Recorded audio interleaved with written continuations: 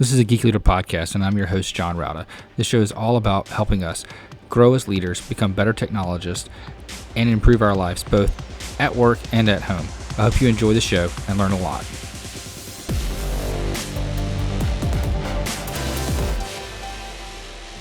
Hello, world, and welcome to a Geek Leader podcast. I'm your host, John Rauda. Today's sponsor is A2 Hosting. I've been using A2 Hosting solid-state hosting solutions for our website at geekleader.com for many, many years now, and absolutely love their support, their service, and all the features that you get. You get access to cPanel. You get all of the things that you can imagine for a great WordPress experience, including their A2 optimized WordPress, which does extra security checks, extra lockdown. You can lock down your editor file so you can't edit anything inside there. You get alerts whenever there are file changes that are done. You can also do automatic updates, backups, and more with A2 Hosting. So highly recommend it. Go to geekleader.com/A2 to get more information and to sign up for their solid state turbocharged speed hosting today. Again, that's at geekleader.com/A2. All right, Geek Leaders. Today I'm honored to have Kevin Dominik Korte on the show. He is the leader of Univention, which is an open source identity management platform, which we're going to talk a little bit about identity management and how that's important for us tech leaders to know about and to pay attention to and to be focused on. We'll talk a little bit about IT governance, which is one of the things that are important to me, and cybersecurity and what's new in that field. Anyway, with all that being said, Kevin, welcome to the show. Thank you for having me. If you don't mind, tell the audience a little bit about your background and kind of how you got into this space and what is it that you guys are doing over at Univention. Sure. I think I kind of fell into the space thanks to Facebook being released when I was in college. And that got me thinking of, okay, what do we actually share? What happens to our data and who's in control of our data? Which goes from data to identity as the one thing that defines all of us, because we all have a name, a birth date, an address, which some might change, others, like our birth date, don't. And that got me to working at Univention, first as a project manager in Germany, and then I had the opportunity to come to the US and be the head of the US part, and kind of fell into leadership and had to learn what actually all the thing of dealing with people versus just dealing with customers is so difficult about. Yeah, that can be a big change, and we have a lot of folks that listen that are going through that process right now, of kind of realizing what's different from writing code or developing tools, managing databases, or whatever it is, to managing people and leading people, and how that's very different. Tell me a little bit about what you guys, or what your experience has been when you made that shift. It has been very interesting to judge people, to listen to people, but not be judgmental about them. Because when we deal with individuals, we like to think of, okay, he's the kind of guy who he's always late, but he does good work. And he's the kind of guy, okay, I can rely on him 100%. And we kind of put people into categories. And if you try to lead people, to inspire them to do their best, to go on, that's kind of the worst thing you can do. Versus when you're in project management, you're trying to just compartmentalize risks. And you have to kind of go over from, okay, it's a risk that that guy always does it last minute on a good, and it's a risk that, okay, I have to rely on just one person, to, okay, let's understand, how do I bring the person to be more reliable? How do I bring myself to not just rely on one person, maybe also not shovel every stuff on one person? And the other thing is the listening part, which really has to change about, okay, what's the personnel behind it? And if I give you an example, today we had incident ourselves that we got scam messages where the email got out, okay, you got fired, click here for a severance package. Oh no. Which, come on, honestly, we wouldn't send that by email to your work account, but that's the logical part. That's not how any of us works. Most of us will be like, oh my God, I've been fired. Not, does that make sense? You see the email, okay, let's click on the link what they're giving me, and which unfortunately is a crypto miner in this case. And going from that kind of, okay, logical, the code side, the compiler gives me an error. I know it's line 5 to, oh my God, despite all the cybersecurity training, people will be scared of it. And I have to talk to them, make sure they're okay from a physical, for emotional perspective. That's, I think, one of the big shifts as well. So both kind of listening to people and dealing with emotions versus just dealing with code. Yeah, that is a big part. And as you get, higher up in leadership, you run into that quite a bit. And, your story reminded me of just, I guess that's maybe a week or two ago, one of our, executives got an email, clicked on the link, and, it prompted them to, saying, oh, you can't view this because your Adobe's out of date. Click this other link to download Adobe. And, luckily we have security awareness training that kind of prompted him to say, oh, maybe I shouldn't have clicked that first link, but then it's that point of panic, that they go into, and you have to realize how do I deal with panic? And how do I slow people down? How do I calm them down? How do we rectify the situation and stay calm and use your leadership skills in this sense, but also listen to understand what what happened and how to prevent this going forward.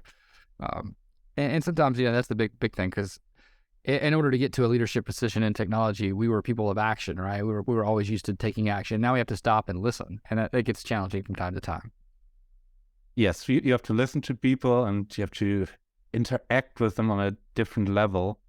And especially if you grow out from a team, so you've been a team member before, that can also be quite a challenge, because, okay, I'm not your best buddy anymore. I'm the guy who has to do your performance review now. Mm-hmm.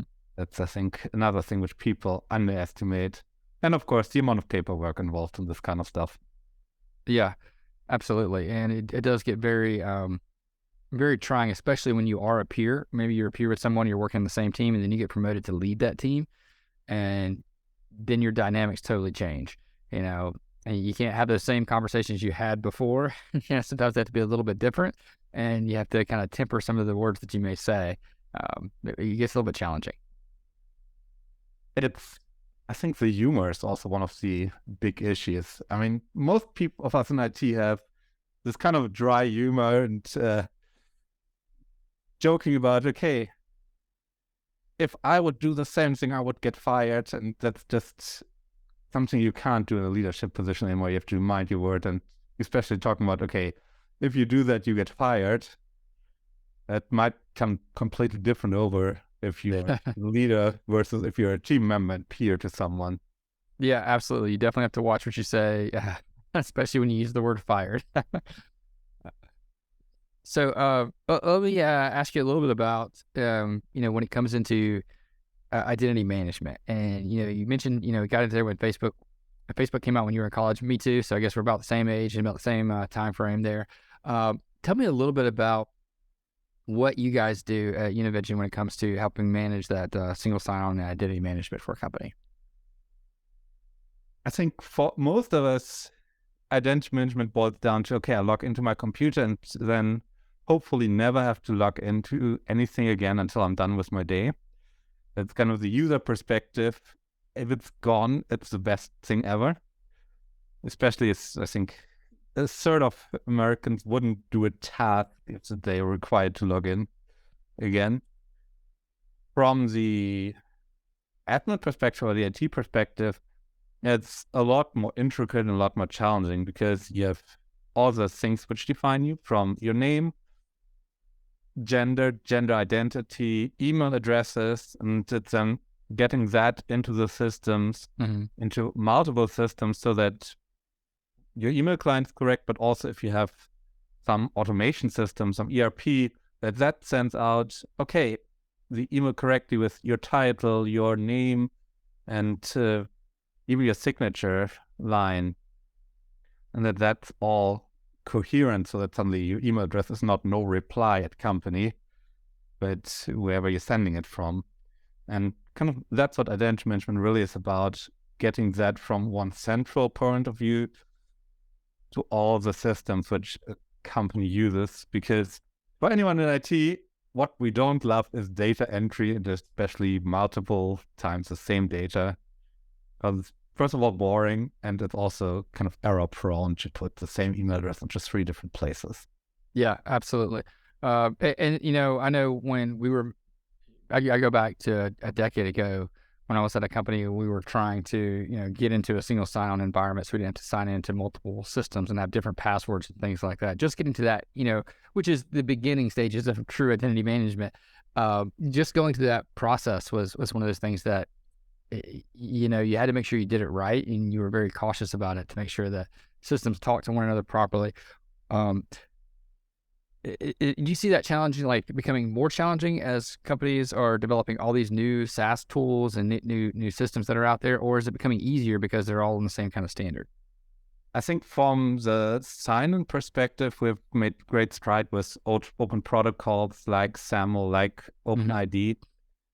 So the signing part really isn't that difficult anymore. I think the back-end part, the provisioning part, which is the part of getting it from one central location, the identity everywhere, that's still a bit of a challenge, even though it has the older protocols of the two areas, with LDAP being around for years. But I think that there still needs to become the standard for the internet age, where you have SaaS tools right with your on-premises tools communicating. And I think that hasn't really boiled down to one solution.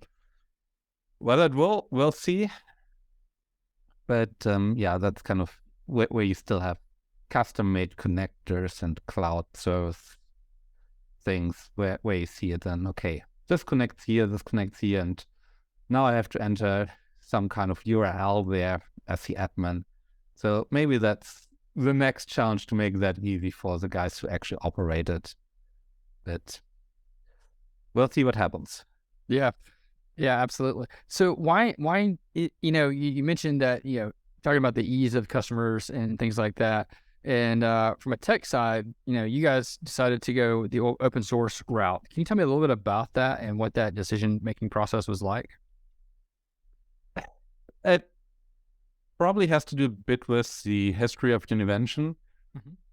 The Univention was founded right in the aftermath of 9/11, in kind of the thought of, okay, what would happen if the next plane doesn't have the World Trade Center, but some office building in Redmond, where our biggest competitor is, and that prompted a couple of government agencies to ask, okay, can we get someone to develop an alternative rather quickly? And from that, kind of only have the choice to go with open source to do it quickly, because you can get, first of all, developers who are versed with the software, but also the software itself, and do modifications and also contribute back and get lots of feedback from the community. And it grew from there, from, okay, should we really open source our own stuff, to, oh my God, I'm afraid if someone reads my comment in the code, they'll laugh at me, to, okay, thanks for your contribution, we'll build it into the next version. And kind of, as much as the company grew, as much grew our involvement and our commitment to open source. And I think we've been lucky that we had that learning process, versus I think some of the newer companies who are like venture funded, making that choice whether to be open source, and then see, okay, there are big cloud service providers taking their software, not giving back, and then you get these weird licenses. You can do it not as a cloud service provider, but as a research institute. You can put it on the cloud. I think that's very lucky for us that we had that growth process to grow into open source. So we are happy to be part of the community and to be much involved in them. So tell me this from a business standpoint: how do you sell an open source product? What is that process like?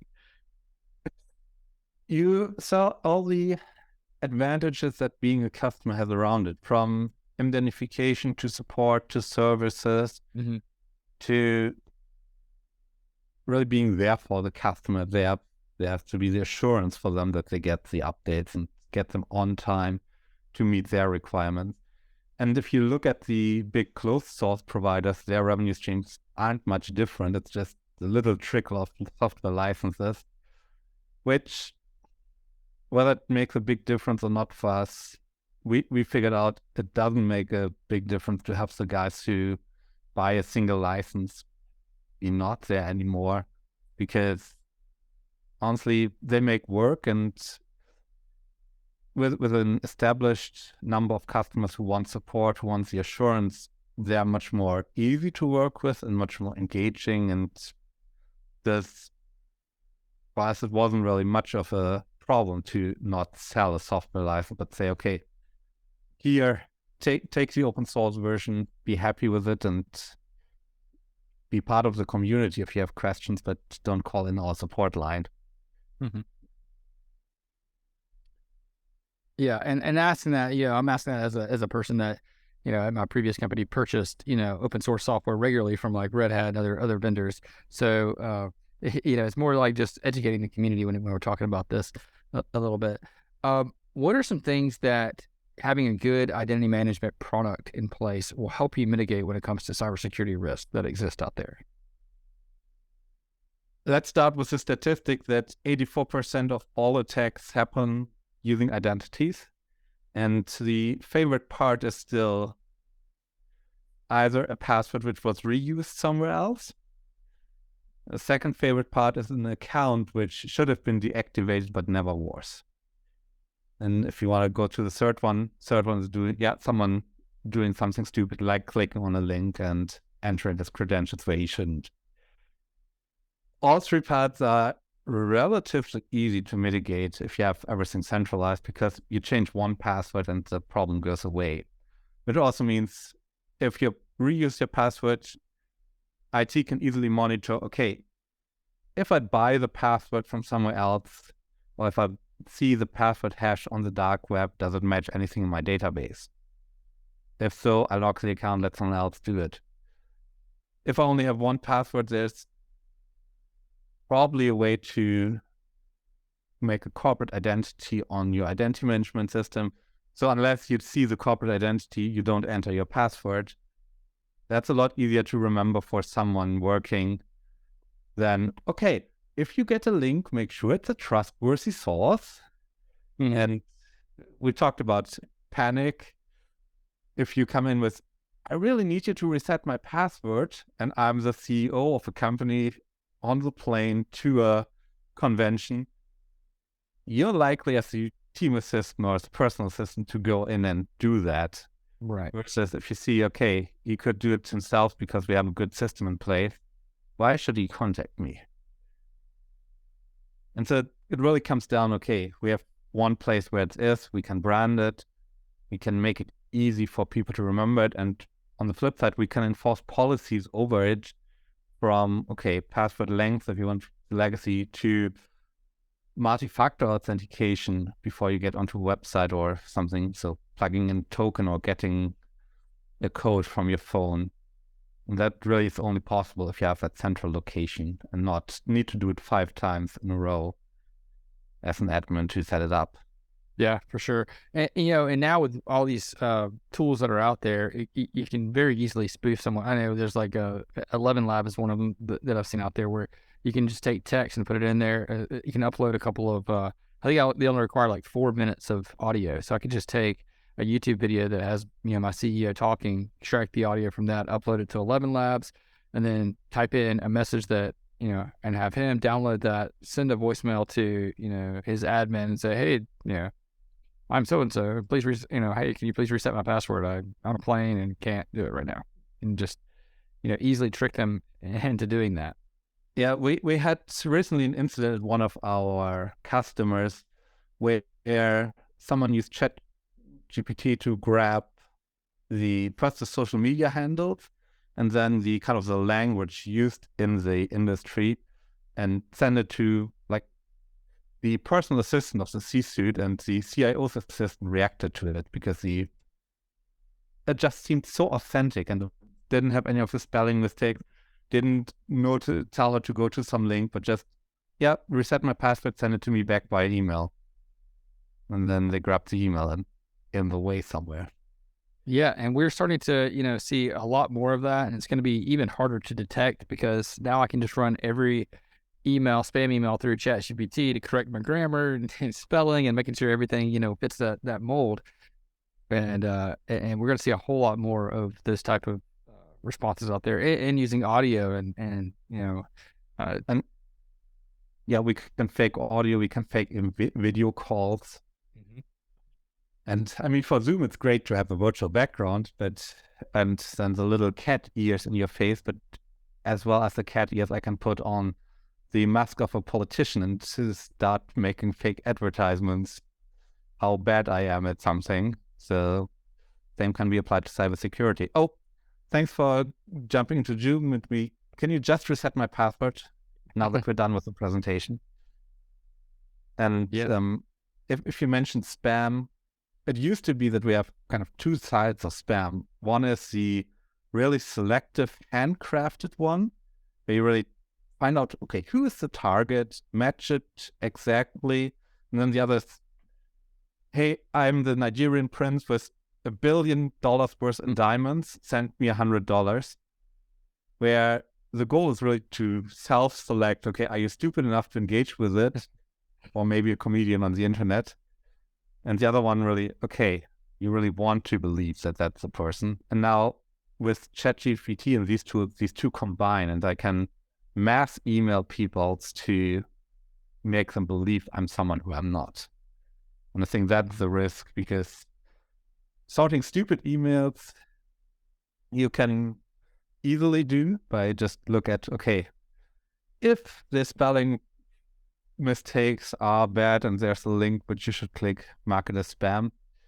The handcrafted emails you can really only go after with, okay, I have to call the person and call him with the number I have had before the interaction, not with the one in the email signature. But now with the combination, I can't call everyone who sends me a well done scam email. So I'm getting into that problem. Okay, how can I filter it without inconveniencing everyone or clogging up the whole system? Yeah, that's where you really fall into it. What's the the convenience factor? How do you secure your at least your executives? But how do you secure your employees and teach them, but still make it convenient for them? Because it gets really difficult, and no one's gonna everybody's gonna slip up, especially when security becomes too inconvenient. It's either inconvenience or it's forgetting about emotions. And then we're back at, you're fired. Mm-hmm. I'm getting a big emotion in front of you that overrides your logic. Then I'm hopefully keeping you on track to go through the link to download that crypto miner, or crypto logger, which was in there. And then if I'm a good scammer, in the end, I'm sending you a shame email to make you sure you associate your interaction with me with shame and not with the urgency, because I want you, the next time I send you an urgent email, to react again. So I rather make you aware of shame in the end of the interaction than of urgency. In that way, you're ready to act on an urgent email the next time. Yeah, absolutely. I think that's the big thing now, is to play on those emotions and get that going. So what are we seeing now, or what are you guys seeing now when it comes to cybersecurity threats that we need to be aware of, that are, maybe people are using some of these tools that are out there, like we talked about with the phishing and things like that? What are some new things that are coming out that we're starting to having to be aware of and pay attention to as leaders in technology? Language models, and we talked about scamming for ChatGPT. The other thing is, now that people are aware on language models, we saw people feeding cracked passwords into them. And as humans, we are really good at making subconscious patterns, or even obvious patterns in our passwords, and not make them truly random. And that way, if I have 6 or 7 of your passwords from data breaches, I can figure out, okay, what pattern is John using in his subconscious to create his passwords. And that way.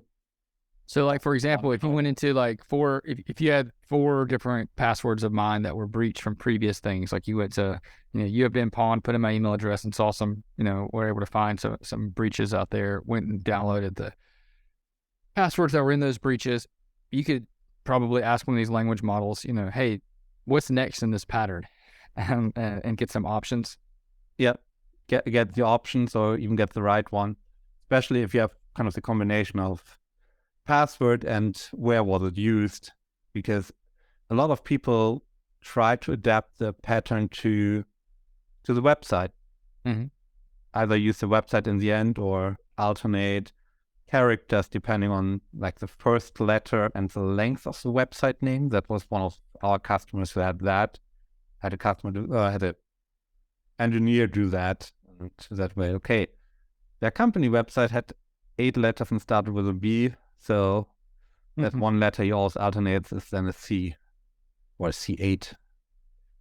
And that way, the pattern for something which seemed to be a secure password was detected, and someone was able to download tons of data. Yeah. Well, that's it's crazy that you can do something like that using AI. It makes perfect sense. Which is also why I always recommend people use a password manager of some sort, like 1Password, and generate random passwords using the tool every time and never reuse passwords. Yeah, two-factor authentication. Yeah, always have two-factor enabled. Yeah.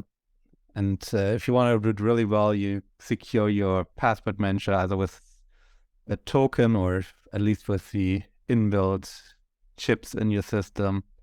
So it's not just your password, which you need to open it, but it needs to be your password on your computer. Yeah, absolutely. And I think that's very fascinating to see that people are using tools like that to crack passwords. And we're still falling into the same problems that we had 10 years ago. Passwords. How do we get away from that? I think hardware tokens are the big thing for companies, and admittedly for individuals at $30 for a YubiKey, there really shouldn't be the need to just do a password. Or if you want to stay as unsecure as a password, just an SMS to authenticate it with, which I can drive around with a $6 USB stick and crack everyone's bank account around here probably. Yeah, but it also then leaves open the question, what do we do with people who are unable to use them or who are not yet of the age? So if you think about school children, you don't want to give them a $30 YubiKey because half of them will be gone the next week. Yep, absolutely. With a very inconvenient giant weight on them. And that's kind of still the point where we have to see, okay, how can we solve it? Can we use some identifying remarks around it? Okay, you can only log in from one computer and we have the chips in there, make it spoof-proof, or you can only log in if you're in the same classroom as a teacher or in the same network as a teacher and get around that way. But it's still a very interesting challenge to see, okay, how will we go from a password world to something else? But the one thing I hope for is that we don't go for bad biometrics and then after sharing all our passwords, everyone shares their fingerprint now. Yeah, there's a lot of risk in that because, I can change a password, but I can't really change my fingerprints. Yes, and it's very interesting to see the different implementations. So there's quite some good ones who have abstraction layers where you can't reconstruct the fingerprint. But there are also some really bad ones which store a full-size image of it and try to do image comparison. And unfortunately, as a user, you don't see which one is used. Yeah, I've actually seen where people had using some really nice DSLR cameras, taking pictures of someone's hand waving or someone giving a peace sign, and zoomed in on the fingerprint, and were able to cut that out and then replicate that and use that as a fingerprint. Yeah, it's I think there's a Dan Brown novel from 10 years ago where they cut out the eyeball to scan that from a dead person. Yeah, I think that was Digital Fortress, right? Yeah, at that point it seems like, okay, that's kind of out of this world to do, but nowadays, yeah, if you take a high resolution picture of your fingerprint, someone might be able to 3D print it. I think a lot of effort though, at least for me. that might be worth it for some high value targets. But that's the question. If you deliver software for the NSA, I go after you. Yeah, absolutely. Makes perfect sense. If you're the grandma who only had 3 pictures on her phone and uses a fingerprint for that, I might go after you if I have the opportunity to go after hundreds of you. And that's kind of know your risk group and know who comes after you, which is, especially in a time where quantum computing gets cheap enough to be only in the millions of dollars. Yeah. What's $1 million if I can steal your whole list of spies? That's nothing. Where are we with quantum computing? I haven't heard much about that in the news lately. Ever since like January when ChatGPT came out, we've kind of forgotten about quantum computing. Where are we with that, and how close is that to coming? And what does that mean for encryption and cyber, privacy after that? It's already getting a problem, especially in the space where people can easily spend $1 million, well, tens of millions of dollars rather, to get you to crack something. It's not there that we can say, okay, tomorrow I'll buy an Amazon quantum instance and crack all the passwords in your organization. But it's becoming there that we need to think about quantum risks and what it means, both in terms of what it means from cybersecurity, but also from a supply chain perspective. What happens to my quantum lab if I can't get helium? Oh yeah, absolutely. Wow. Yeah, it's so fascinating to think about what, where everything is going, and what the future is, and how like things that we're doing right now to secure accounts is no longer going to be relevant once we have quantum computing is kind of been out in the masses, and how easily we can be victim to things just because we get lazy and reuse a password somewhere or click a link. Yeah, that's certainly the thing in IT. We like to forget that humans are not a piece of technology which behaves in 90% deterministic ways and the rest is bugs. We are more or less all bug and only a bit of determinism in their full computer. And I think there's in programming that, or in software, shows that great joke of the software tester walks into a bar, orders 1 beer, orders 999 beers, orders -1 beer, orders AFDS beers. First customer comes in, asks where the bathroom is, the bar goes into flames and everyone dies. Yeah.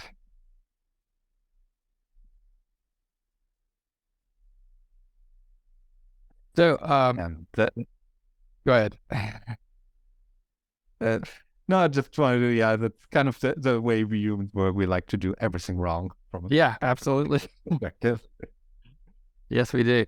Kevin, this has been a good conversation. I really appreciate it. I like the way we bounced around from leadership to cyber to quantum computing and everything in between. It's been a good talk. How can people connect with you online, follow you, and learn more about the things that you guys are working on? LinkedIn is certainly the best way at least the place I'm most active on social media. Mastodon, the second one. And if you want to learn more about me and see where else I am, what I'm writing about, my personal website is Korte, so the last name.co, Korte.co, and that has all the links to everywhere from Univention to social media to go on.